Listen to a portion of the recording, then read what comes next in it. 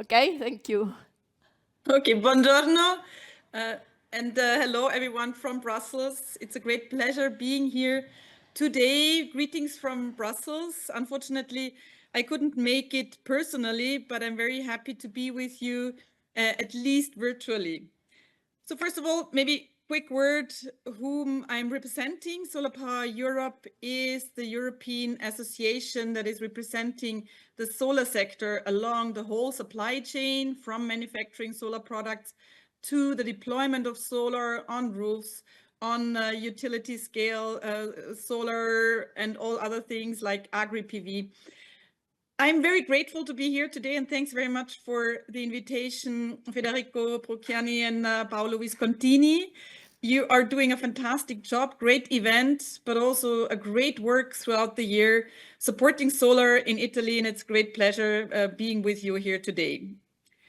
Now, solar is leading the energy transition. There's no doubt.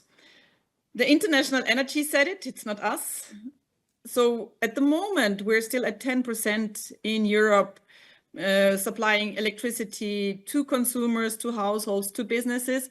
But very soon, solar will be the biggest electricity source, latest early 2030s. And I would like to show you a couple of figures now, and also give you a little bit more of insights, what more generally in Europe needs to happen in order to make sure that solar is continuing to lead the energy transition. As you know, solar has been booming across Europe in the last couple of years.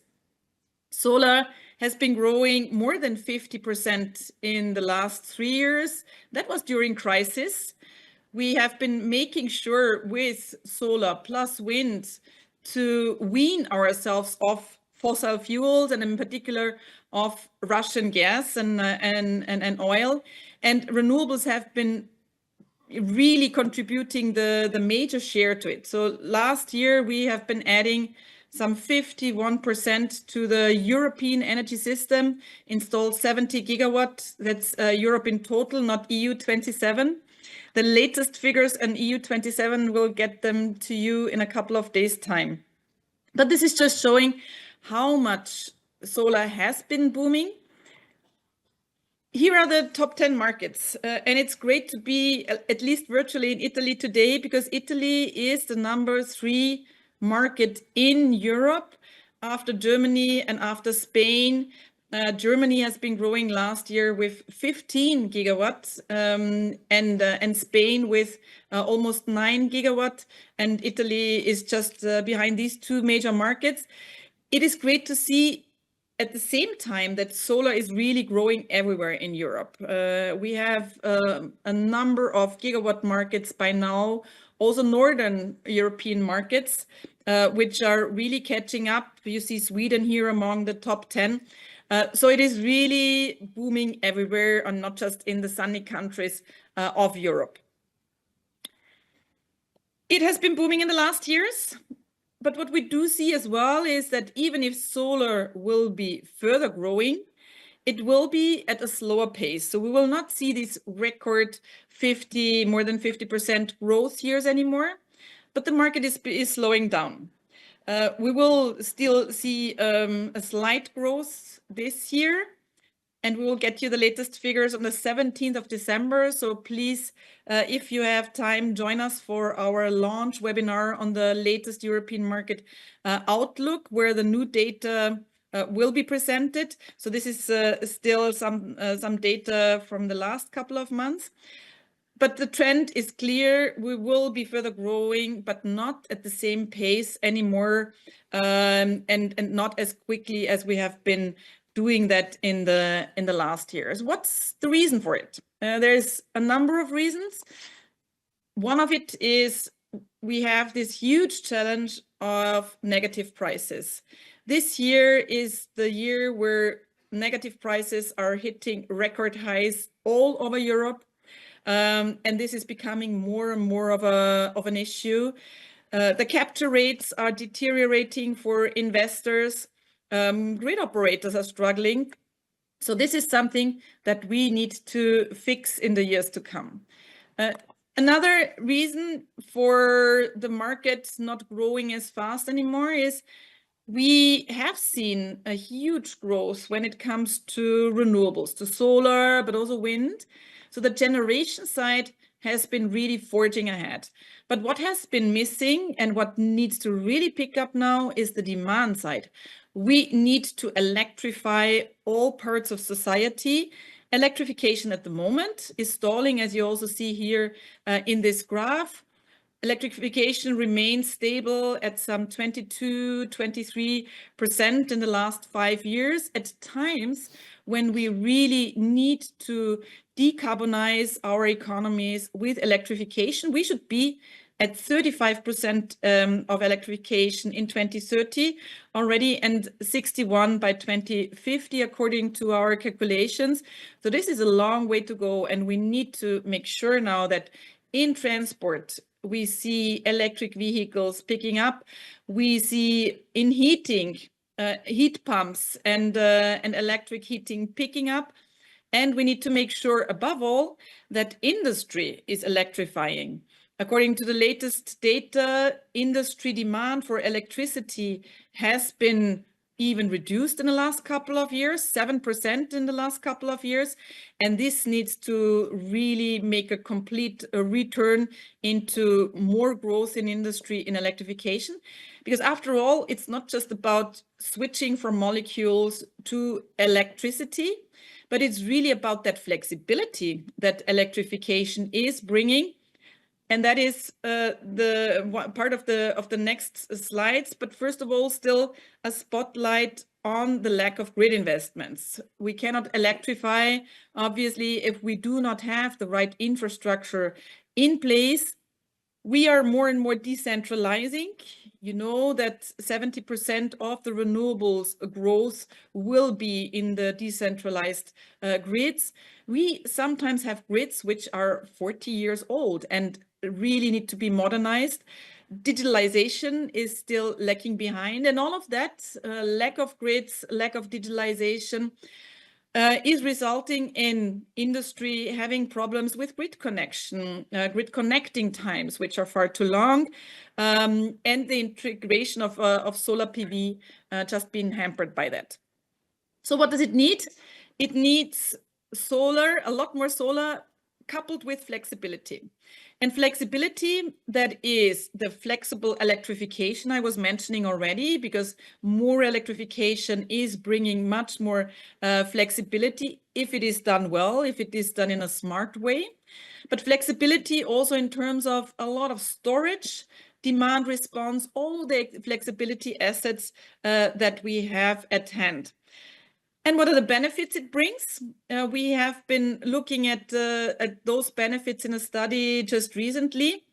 And the great thing about it is that if you add flexibility to the system, you are at the same time reducing total energy system costs.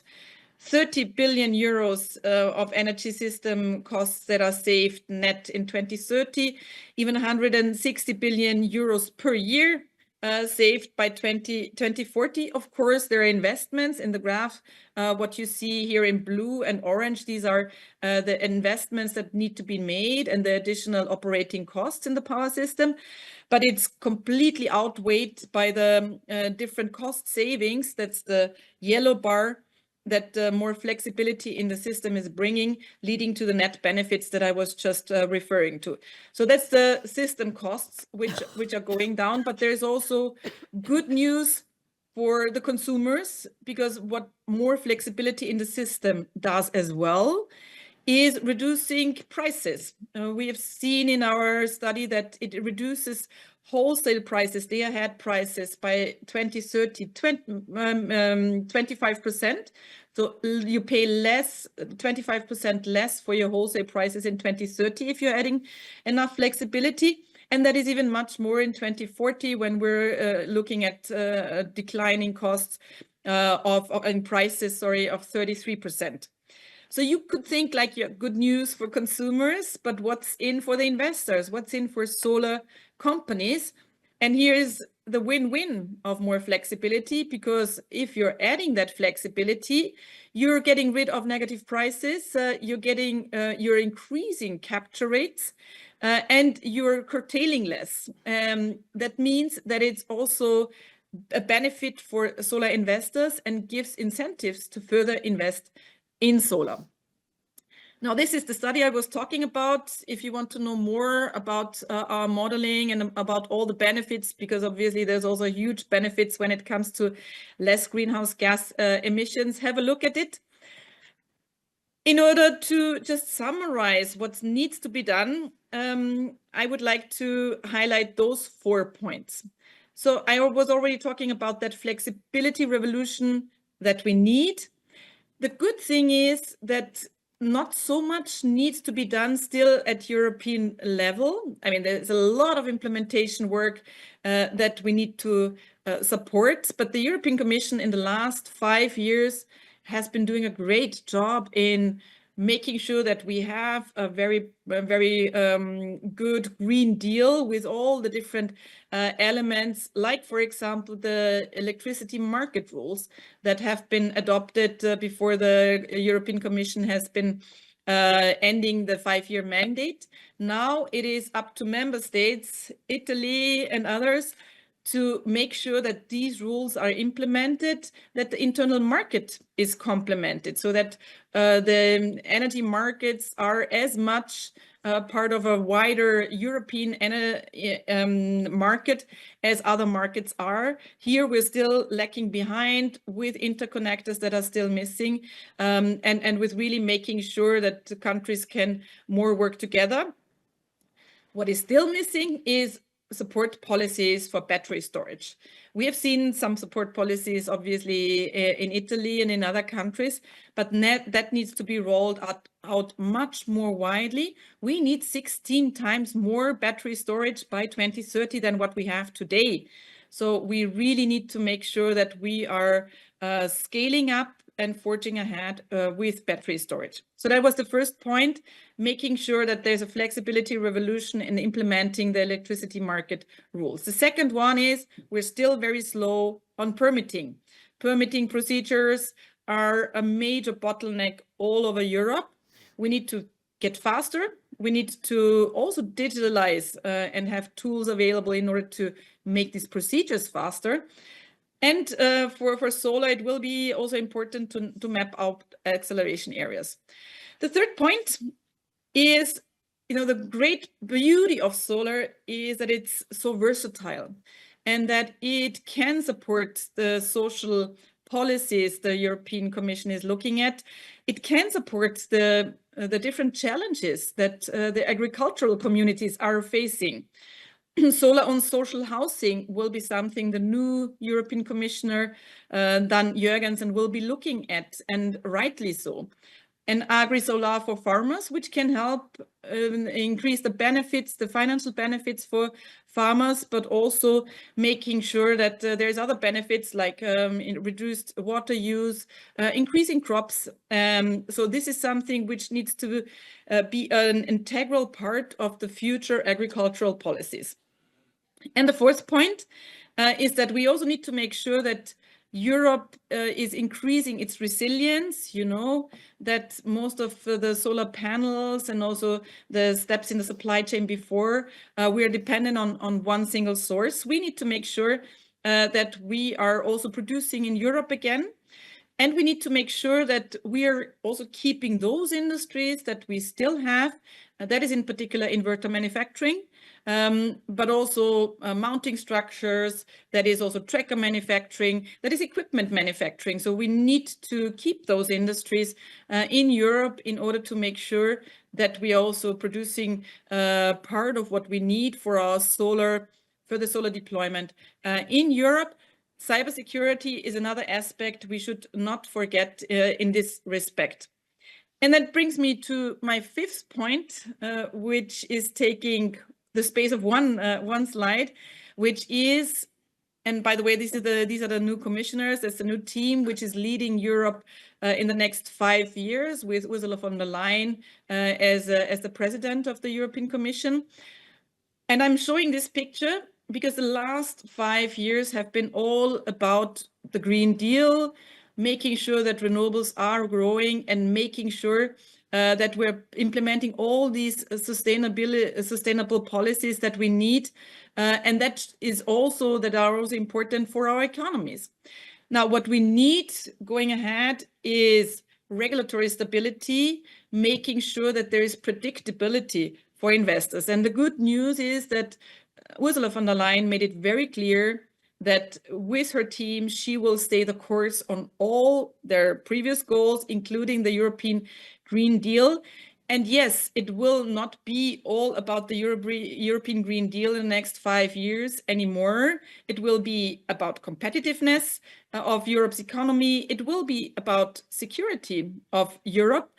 But the good thing is that it is not in contrast to the Green Deal. On the contrary, renewables will be participating in these discussions and will be contributing to a very large extent to affordable energy for not just households, but also businesses, and to secure energy supply because it's homegrown electricity. Now, before I'm ending, I would like to mention one last point, and I don't have a slide on it, but I do hope that you will agree with me. We will not get this job done if we're not making sure that we have the buy-in of European citizens, if we're not making sure that the energy transition is really also owned by European citizens, by Italian citizens. We need to make sure that the benefits of the transition are being brought to citizens. That also means that it's not just about European citizens benefiting from solar on rooftops and making sure that their electricity bills are being reduced by that. But it is also getting the buy-in on large projects. It means we need to make sure that we are engaging communities. We need to make sure that we're bringing financial benefits, but also other benefits to the local communities where projects are happening, because we cannot do it without our European citizens, and they need to be proud of this energy transition and all the benefits it brings. So this is the last message I would like to share with you. Again, great pleasure being here. I wish you very fruitful discussions throughout the day, and all the best for also networking and sharing best practices during the conference. Thanks very much.